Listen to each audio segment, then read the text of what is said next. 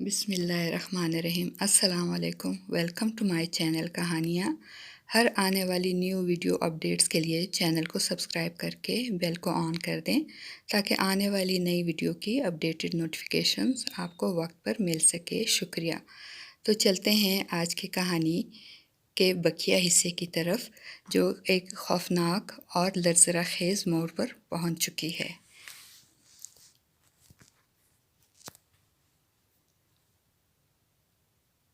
غربت نے ان کو گھیر لیا اور جو کچھ بھی تھا وہ علاج پر لگ گیا تھا۔ کچھ پاس ہوتا تو کھاتے یا پہنتے، بہرحال اب گزارا مشکل ہونے لگا۔ نوبت مانگنے پر آ گئی۔ کچھ عرصہ تو محلے والوں نے ان کو ایک آدھ روٹی اور سالن دیتے رہے۔ پیٹ بھر کر نہ ملنے کی وجہ سے وہ کمزور ہوتے چلے گئے۔ دہاڑی ان سے ہوتی نہیں تھی اور ادھار کوئی دیتا نہ تھا۔ پہلے والے پیسے بھی ان کو بخشوانے پڑ گئے تھے۔ یوں آہستہ آہستہ محلے والے اور عزیز و قارب نے ان سے منہ موڑ لیا۔ جو ایک آدھ روٹی ملتی تھی وہ بھی بند ہو گئی۔ فاقے ہونے لگے۔ گھر کا جو بھی سامان تھا وہ بیچ کر کچھ قرض ادا کیا۔ اب کچھ نہ تھا کہ وہ بیچ دیتے، کام ان کے پاس تھا نہیں۔ یوں دو دن ان کو سوائے پانی کے کچھ بھی نہ کھانے کو ملتا۔ بھوک سے برا حال تھا۔ ارشد بھوک مٹانے باہر گیا کہ شاید کوئی اللہ والا ان کو کھانے کے لیے کچھ دے دے، مگر کسی نے ایک پائی بھی نہ دی۔ بھوک نے سب سوچیں ختم کر ڈالی۔ اسے دن بھر مانگتے ہوئے گزر گیا۔ شام کو بھی کچھ نہ ملا۔ بازار میں کھانے کی چیزیں تو تھیں مگر جیب میں پیسے نہ تھے، کہاں سے خریدتے؟ مایوس واپس لوٹنا پڑا۔ راستے میں اسے ایک جگہ کھانے پینے کی دکان دیکھ کر ارشد سے رہا نہ گیا۔ وہ جلیبیوں پر ٹوٹ پڑا، مگر دکان کے مالک نے ایک ٹکڑا بھی اس کے منہ میں نہ جانے دیا، الٹا اتنا مارا کہ وہ لہو لہان ہو گیا۔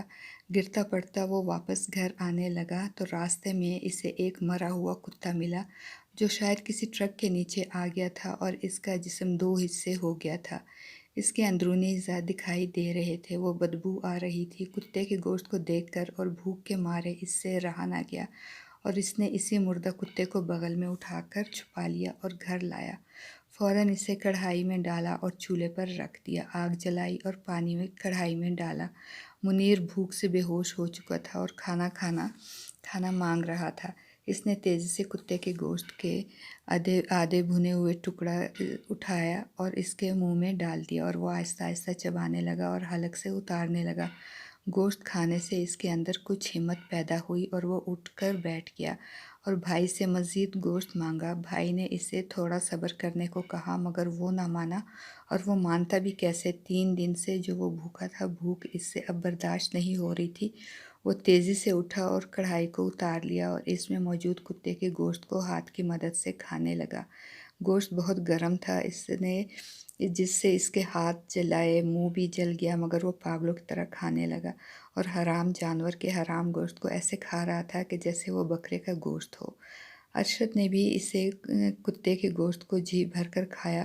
جب بھوک مٹ گئی تو تب عقل نے کہا، تم نے کیا کیا؟ ایک کتے کا گوشت کھا لیا؟ مگر دل نے اور پیٹ نے کہا، تو اور کیا کرتے؟ شکر ہے کہ یہ ملا، شاید ان کو قے بھی آ جاتی، مگر جب پیٹ بھر گیا تو قے کا کیا سوال؟ یوں وہ انسانوں سے درندے بن گئے۔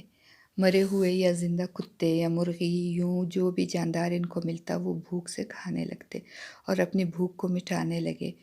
کچھ عرصہ تو یوں ہی گزارا ہو گیا اور ان کا پیٹ ہر روز بھرنے لگا، مگر کچھ عرصے کے بعد یہ سلسلہ بھی رک گیا، کیونکہ اس گاؤں میں جو آوارہ کتا یا بلیاں تھیں وہ سب کے سب اب ان کے پیٹ میں تھیں۔ جب سے وہ سارے ان کے کام آ گئے تھے تو پھر سے فاقے ہونے لگے، اور اس دوران ان کے محلے کا ایک نوجوان لڑکا فوت ہو گیا تھا اور اس کے جنازے میں گئے۔ 27 سال کا عمران ان کے ساتھ بہت ٹھیک تھا اور وہ ان کے روز کچھ نہ کچھ مدد بھی کرتا تھا۔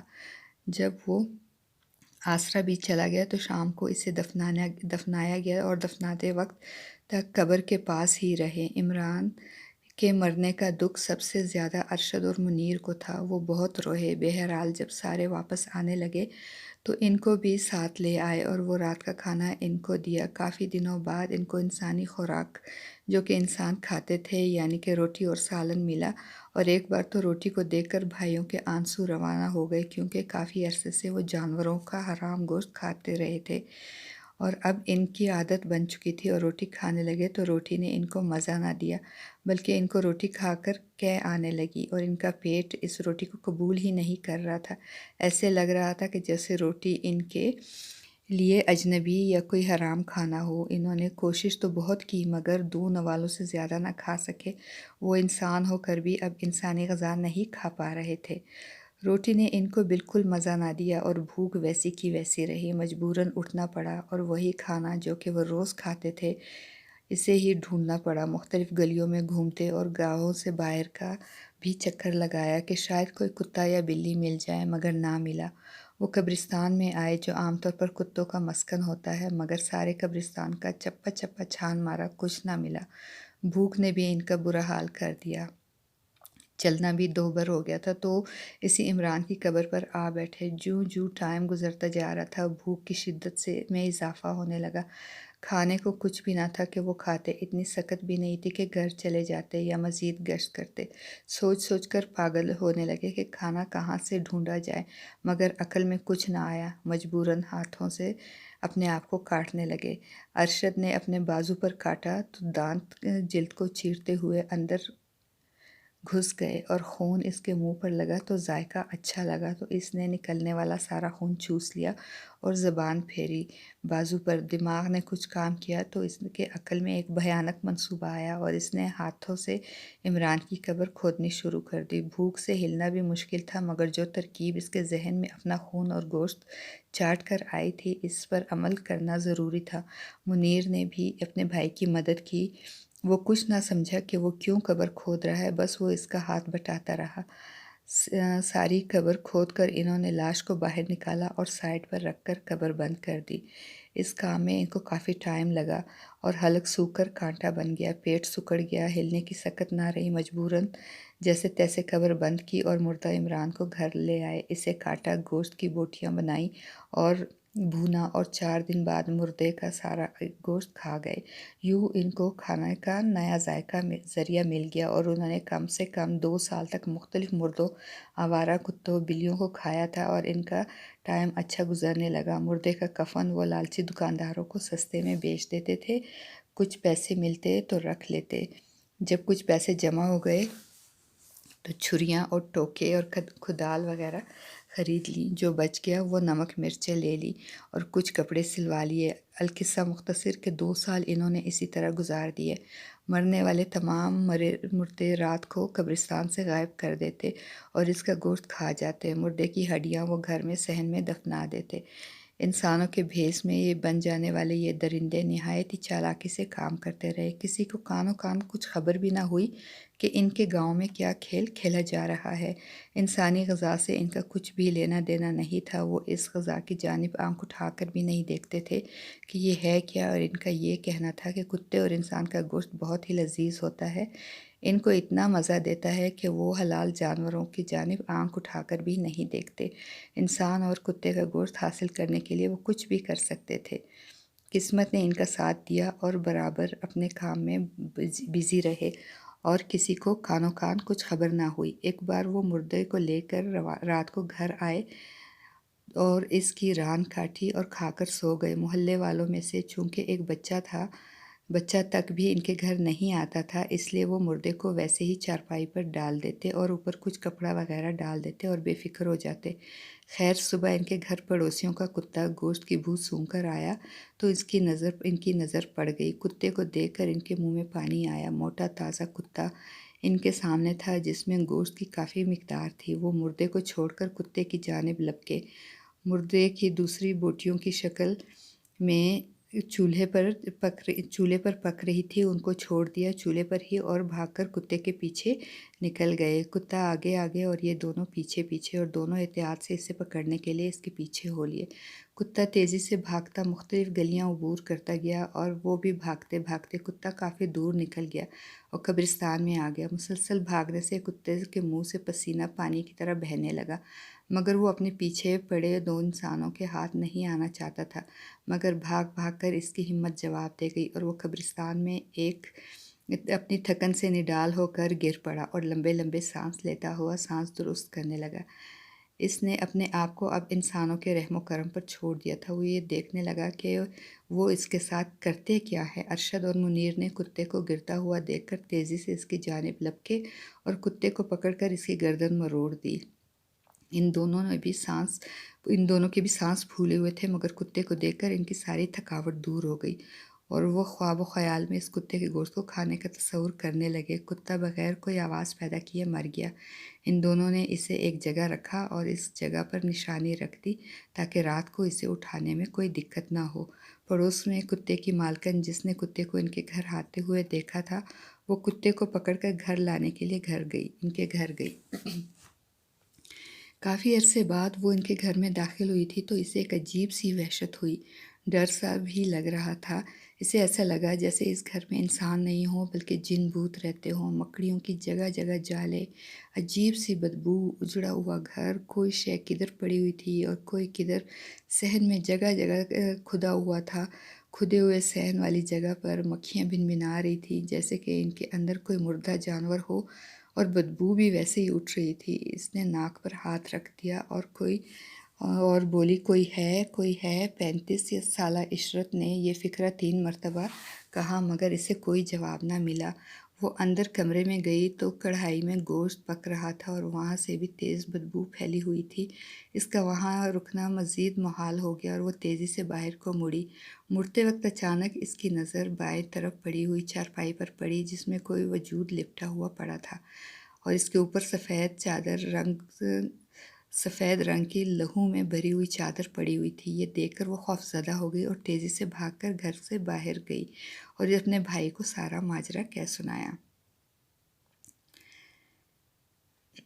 بھائی نے یہ ساری باتیں سنی تو اس پہ بھی حیرتوں کے پہاڑ ٹوٹ پڑے، اور اس کا بھائی نعمان، وہ اس کو تیزی سے لے کر اس کے گھر کی طرف آ گئی۔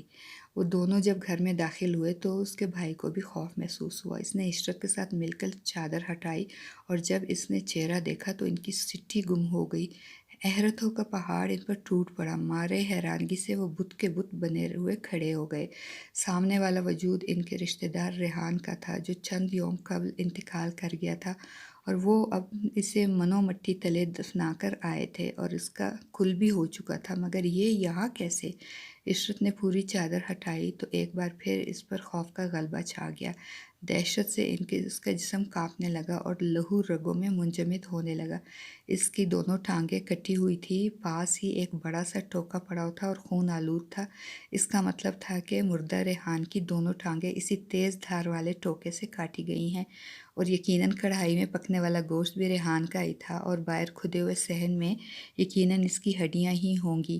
ساری کہانی ان کی سمجھ میں آ گئی۔ نعمان تو خیر خوف پر قابو رکھ گیا اور غصے کو بھی دبا لیا، مگر عشرت یہ سب برداشت نہ کر سکی اور اس کی گونجنے والی بھیانک چیخوں نے آن واحد میں محلے داروں کو متوجہ کیا اور تمام لوگ تھوڑی ہی دیر میں اکٹھے ہو گئے۔ عشرت نے ڈرتے ڈرتے سارا ماجرا کہہ سنایا، جس سے گاؤں والوں میں غم و غصے کی شدید لہر دوڑ گئی اور ان کو یقین ہی نہیں آ رہا تھا کہ ایسا بھی ہو سکتا ہے، مگر اندر کی صورتحال نے ان کو یقین کرنے پر مجبور کر دیا۔ گھر میں یہ سب کو بکھری ہوئی مردوں کی ہڈیاں کھدی ہوئی جگہ جگہ ملی، ان کے جسموں کو کاٹنے والا سامان دیکھا۔ تمام لوگوں میں یہ خبر جنگل کی آگ کی طرح پھیل گئی۔ جو بھی وہ یہ سنتا وہ بھاگا چلا آتا اور پھر کسی نے پولیس کو بھی اطلاع دے دی اور پھر پولیس آئی۔ لاش کو قبضے پہ کر لیا گیا، سارے سامان کی تلاشی لی گئی، کافی سارے کفن اور چھریاں ٹوکے بھی برآمد ہوئے۔ کھدی ہوئی جگہ پر کھدائی کی گئی تو وہاں سے ہڈیاں نکلی جن کا ٹیسٹ کرایا گیا تو پتہ چلا ان میں سے کچھ انسانوں کی تھی اور کچھ کتوں کی۔ لوگوں نے ان دونوں کو تلاش شروع کر دی اور قبرستان سے واپس آتے ہوئے ارشد اور منیر کو بھی گاؤں والوں نے چپکے سے پکڑ لیا۔ ریحان کے گھر والوں کو سب سے برا حال تھا۔ انہوں نے ان دونوں کو مار مار کر برا حال کر دیا۔ انہوں نے مار کھانے کے بعد تمام کہانی کہہ سنائی اور تمام لوگوں کو پوری کہانی کہہ سنائی اور لوگ ان کی کہانی سن کر توبہ توبہ کرنے لگے۔ یوں انسانوں کے درمیان رہتے ہوئے درندے بالآخر اپنے انجام کو پہنچ گئے۔ آج بھی لوگ ان کی کہانی کو یاد کر کے کانپ جاتے ہیں۔ میں کہانی سننے کے بعد حیران سا رہ گیا کہ دنیا میں کیسے کیسے لوگ رہتے ہیں اور کیسے کیسے گھناؤنے کام کرتے ہیں۔ کیا ایسے لوگ بھی انسان کہلانے کے قابل ہیں؟ ہرگز نہیں۔ شام نگر دنیا کے کسی بھی حصے میں ہو، لیکن تھے تو وہ انسان ہی جو انسانوں کے روپ میں انسانوں میں رہتے ہوئے بھی انسان نہ تھے۔